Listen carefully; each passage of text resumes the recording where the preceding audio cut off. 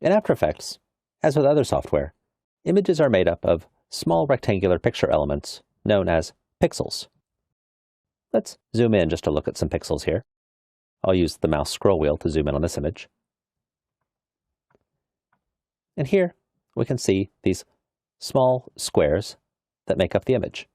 Of course, we can't see these small squares when zoomed far out, and the image just appears to be a smooth image. Notice that these pixels are square, but not all pixels are square. Some are rectangles that have sides where the height and the width are not the same length. The ratio of the width of a pixel to its height is called the pixel aspect ratio. In the case of a square, that ratio is 1.0.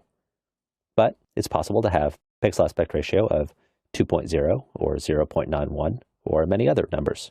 Let's zoom back out. You need to think about pixel aspect ratio in a few places in After Effects. One, you need to be able to tell After Effects how to interpret footage items, because when After Effects sees a pixel, it doesn't know whether it's square or non-square rectangle in many cases. You also need to consider when you're outputting what pixel aspect ratio to output for. And related to that, you need to know what composition settings to use. So let's look at each of these in turn. If I select this footage item here in the project panel, we can see that its pixel aspect ratio is 1.00. Whereas if we select this item, we can see that its pixel aspect ratio is interpreted as 2.00. This future section final is the source for the image that we're seeing on screen right now, and it looks fine and not distorted at all. So we don't have anything that we need to do there. But if we go to the beginning of the composition,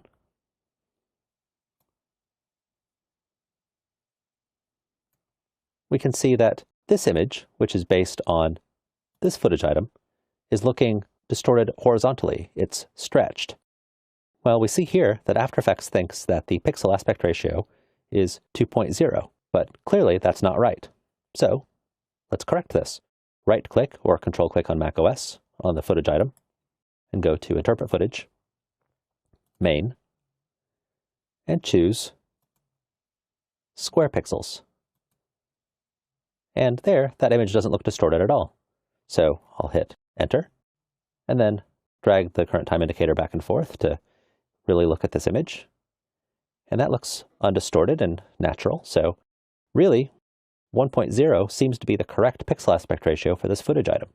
Many file types, such as QuickTime and AVI, include information in them that tells After Effects what the pixel aspect ratio for the movie contained within them is. But that's not always the case, so After Effects has to guess. In some cases, if an image has a specific set of image dimensions, After Effects can recognize those specific dimensions as being for a common format, and it can use that to make a guess about pixel aspect ratio. But in many cases, you'll have to simply tell it manually, as we just did here. We can see that our composition has composition settings that define a pixel aspect ratio of square pixels. We could change this if we needed to output this composition to other formats that did not use square pixels, but a better way is to cancel and to nest our master composition inside of another composition, as we've done here. If we open anamorphic output, we can see that anamorphic output contains just our master composition, which is square pixels, but in anamorphic output, the composition settings define a 2:1 pixel aspect ratio. So when we send this composition, the anamorphic output composition, out through the render queue, it will create an output file that has a 2:1 pixel aspect ratio. Note, as we're previewing this, because After Effects defaults to showing us square pixels in the composition panel, things look distorted. But we can correct to show us pixels as drawn from the composition settings by clicking the Toggle Pixel Aspect Ratio Correction button. And here, things look fine. That's something to keep in mind. If you're working with a composition that uses non-square pixels, in order to see things at their correct proportions, use the Toggle Pixel Aspect Ratio Correction button. So, as long as you pay attention to your footage interpretation settings, make sure that you're interpreting footage correctly, and you're paying attention to your composition settings to make sure that you're setting the pixel aspect ratio that's appropriate for your output type, you shouldn't really have to worry too much more about pixel aspect ratios.